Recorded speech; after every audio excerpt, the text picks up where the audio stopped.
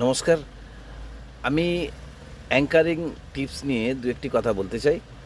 যারা মঞ্চ পরিচালনা করতে ইচ্ছুক আর কি, মানে করছেন বা শুরু করেছেন, তাদের উদ্দেশ্যে অবশ্যই বলব। দেখুন, মঞ্চ পরিচালনা একটা আর্ট এবং কনফিডেন্সিয়ালি কথা বলতে গেলে আপনাকে বিভিন্ন ভাষা, মানে আপনি হিন্দিটাও আপনাকে রপ্ত রাখতে হবে। অবভিয়াসলি ইংলিশ কিছুটা জানলে অবশ্যই ভালো।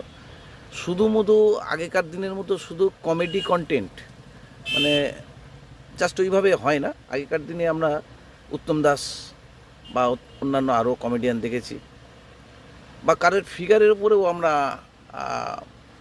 হাস্যাস্পদ হয় আর কি। যেমন ধরুন, আমাদের বাংলাতে এমন কাঞ্চন মল্লিক একটু রোগা প্যাটকা, এই ধরনের ফিগার দেখলেই আমরা হাসি পাই। ভানু বন্দ্যোপাধ্যায় ছিল, রবি ঘোষ ইত্যাদি প্রভৃতি, এগুলো আগেকার ব্যাপার ছিল আর কি।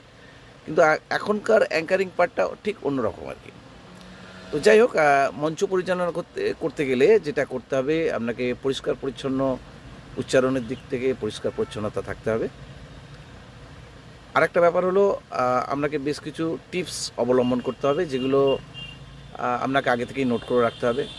তো প্রথমেই মঞ্চে উঠে যেটা আপনাকে করতে হবে, অবশ্যই ক্লাব কমিটিকে শুভেচ্ছা জানাতে হবে। যে ক্লাব, এখানকার মতো এত সুন্দর সংগঠন বা ক্লাব কমিটি আপনি আগে কোথাও দেখেননি, বা এখানকার যে পরিবেশ, আপনার এত সুন্দর পরিবেশ বা এত সুন্দর শ্রোতা, সবথেকে বড় কথা, এত সুন্দর শ্রোতা এর আগে আপনি কখনো দেখেননি, এখানকার শ্রোতারা অত্যন্ত ভালো, ইত্যাদি প্রভৃতি চলবে।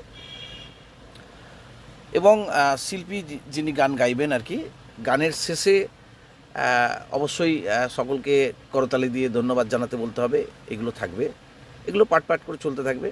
যেহেতু যারা অ্যাঙ্কারিং করেন তারা প্রত্যেকেই ঠিক এই গ্যাপগুলো মেনটেন করতে হয়। কোথায় মেনটেন করতে হয়? যখন ধরুন একটা লার্জ গ্যাপ থাকে, যখন ইনস্ট্রুমেন্ট যারা বাজান আর কি, ওরা যখন একটু রেস্ট নেয়, তখন আপনাকে একটু বড় করে পার্ট নিতে হবে। না হলে আপনার গানের মাঝে মাঝে যে পার্টগুলো থাকে, ওগুলোকে আপনাকে ছোটো ছোটো করে মেনটেন করতে হয়। তো সেক্ষেত্রে এই এই ধরনের টিপস, প্রচুর টিপস আছে। যাই হোক, আমি পরবর্তী ভিডিওতে আবারও বলবো, লাইক কমেন্ট শেয়ার করবেন। ধন্যবাদ। Thank you.